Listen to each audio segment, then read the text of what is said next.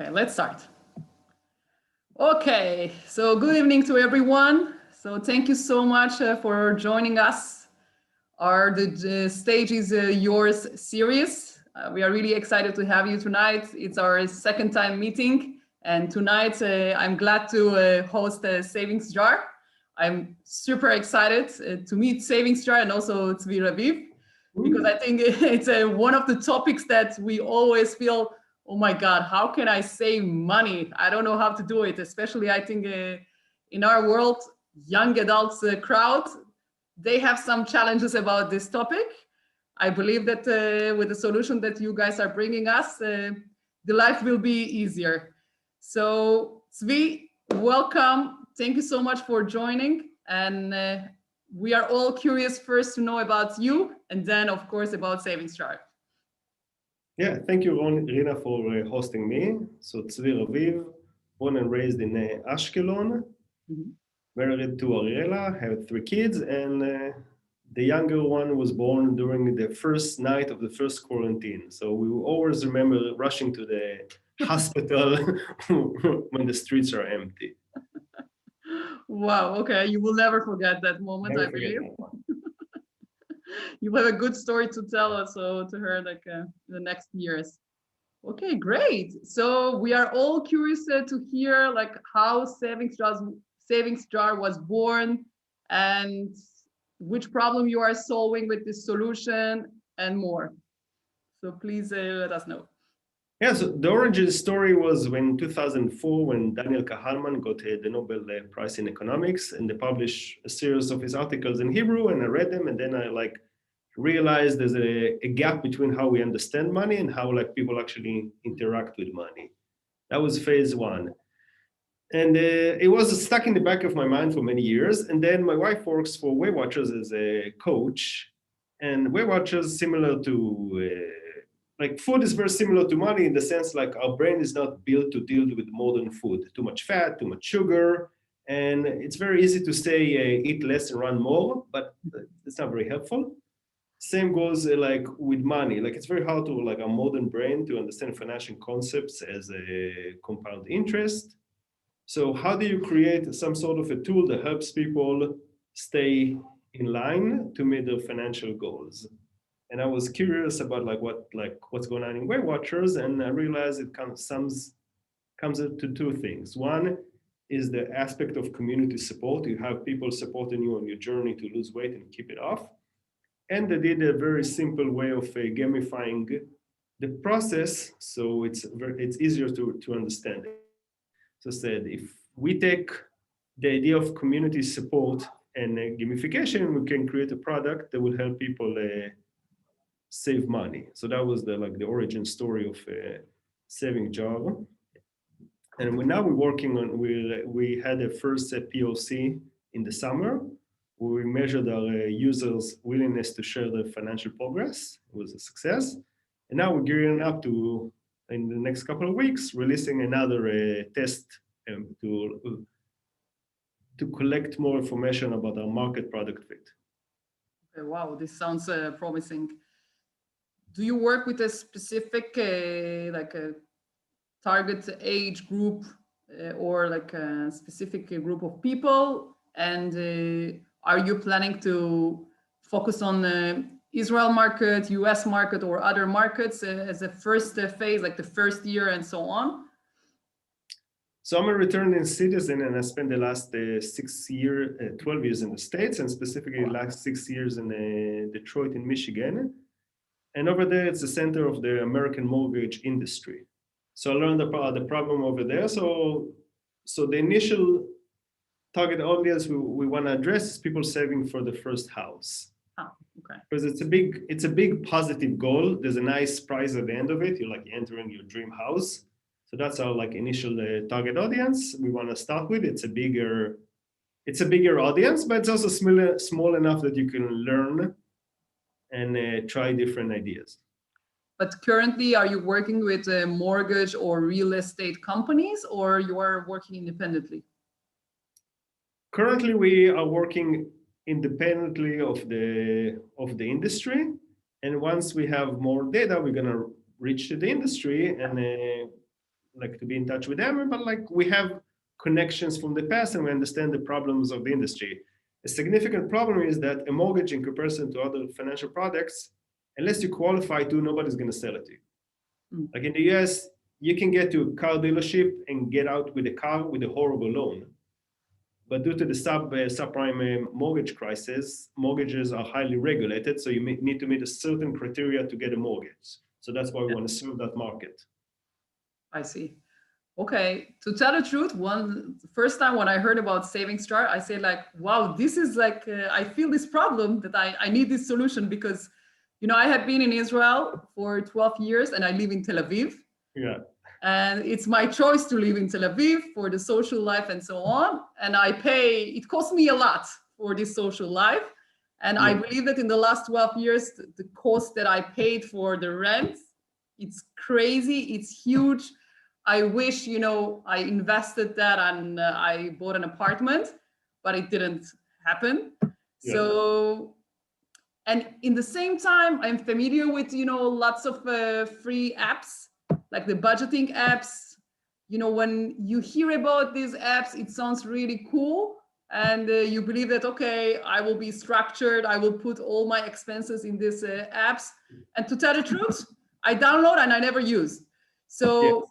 I believe, you know, most of the people you met, when they met Saving Stress, they're asking the same question. So what is the uniqueness of Saving Stress compared to like this saving or budgeting apps? So I'm going to start a diet tomorrow, but I'll talk with you after breakfast. Start after that. Okay, so what makes us unique is our focus on accountability. Like we understand that like there's a lot of automation going on, like moving your money without asking you. That's one way. Another way is providing you a lot of budgeting tools, which is very similar to telling you how much calories are in your like pizza. Not very helpful. The trick is accountability. Like how do you actually convert a plan into action?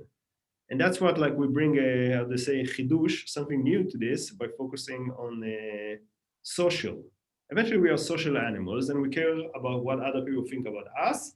And we also want to be in touch with people that are saving for the same things. So if you basically, one way to make sure like you become more accountable, you just make your goal public. If you go out and put on your Instagram, Facebook saying, okay, I want to save, I don't know, 500 shekels a month. And then after a month, you go back and have to say if you did it yay or nay, that already increases the chances you're going to accomplish your goal. So we want to come up with like a set of tools like that to increase your accountability. Another thing is basically just move your money into a separate account will increase the chances you're going to save more, because it's like there's the idea of like mental accounting. Once you move the money someplace else, it's not the same money anymore. So we have a list of ideas we're going to test. And it's so interesting that you also mentioned in the beginning about your wife, that she worked or works still as a coach in Weight Watchers, because I joined to Weight Watchers at work last year. Yeah. And as you say now, when you are part of the community, you feel you are responsible for the community. Every week you are coming and you have to mention how many points, you know, you like kept every day for the food. And exactly as you say, if I kind of commit to my community, like via social media or whatever, that I will save 500 shekel, I feel like, okay, I commit myself also in front of my friends or community. So I have to do that. So it's interesting. You're right. No, like you go around and you see stickers on car of 41.2, so people ran a marathon. Okay, so they want to show they completed this like a very difficult task. Like in the States, I never saw a sticker saying 401k in full. But like, why not? Like we compete on superficial things, but nobody actually goes around and like shares symbols about like healthy financial progress. So saying if we create symbols and language around those things, we can get people more engaged and more committed to finish the journey. So true. Wow, I feel like now stress. I need, like I'm saying, so true. I need to start saving. So yeah, it's like each of the each of their own. I'm curious, which stage are you at in Savings Jar? You mentioned already that you are doing a POC, but how do you see like the improvement in the development in the next months? I'm curious also, I'm sure like all the listeners are curious too, if you have a specific platform, app, website that people can connect and already started to kind of practice. Yeah. So I drank the Kool-Aid on the lean startup methodology. So validation first, code later. So our next stage is basically to create a very like a simple smoke test that shows what we offer, drive traffic into like a website with no specific, no unique code, and measure like how much we interest people. And based on that, we can go and keep developing more. But like, there's no point in developing before we know how like that we offer something of value to our potential users. So based on that, we're gonna go and build an app. But first, we want to show that like we have a good market product fit. So people are going to land on the website. Will go fast. Yes. We already have an active community on Instagram. You can join it, and like we share tips on that. So we're going to start with our community on Instagram, and from there we want to grow into like increase our target population. Did you already start that community or not yet? No, we have. Yeah, we have our Instagram community as we speak. Okay, so if we want to reach out to Savings Jar, so we can reach out through Instagram? Yes. It's a Savings Jar only, or there is a Savings Jar at Instagram, that's all. At Savings Jar in Instagram. Okay, perfect. Okay, so I will ask to the audience if they have any specific questions. Let's give them for a few minutes if they have specific questions.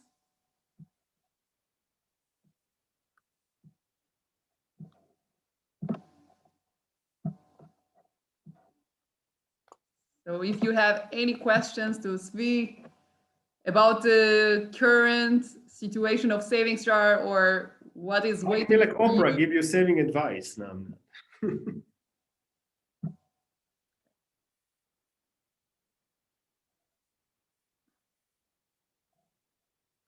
Okay. So anyway, they can also reach out to you later. So since we have listeners now, and you know, we will present this video later also in LinkedIn, more and more people will be able to reach out and listen to us. So I want to hear from you on behalf of Savings Jar. What are your asks? Maybe from early adopters to if you are looking for any team members, or if you are already trying to reach out to investors. So what are you looking for? What are your asks? So first and foremost, we're looking to onboard a technical co-founder. So if you have experience in app development, so reach out and let's have a conversation. Mm-hmm. On top of that, join our community on Instagram and see what we're doing. And funding is always great for startups. So if you're looking to learn more, I'll be happy to talk about our plans and how we are growing and how we're gonna make this into a significant player in the saving space. Sounds great. Okay. So Tzvi, thank you so much for joining us. The stage was yours. The stage was Savings Jars. And whoever is listening to us and will listen to us, if you want to reach out to Savings Jar, please join the community in Instagram. Just write at Savings Jar. And they are looking for a co-founder, CTO. If you think that you are the one and you believe in the idea, please reach out to Tzvi or reach out to me, that I will be happy to do the connection. And stay tuned. They are already doing their first POC, and the platform will come soon, hopefully. So stay tuned. Thank you very much. Anything else you want to add, Tzvi? No, it's a serious nut to crack, how to help people save, but I'm happy that we eventually can help people live better, happier life once we remove the financial stress out of it. Perfect. Thank you. So follow Savings Jar. Thank you, Rina. Thank you. And guys, next week we will have another startup with you, 7 p.m. Israel time. And we are looking forward to meeting you again. Bye-bye.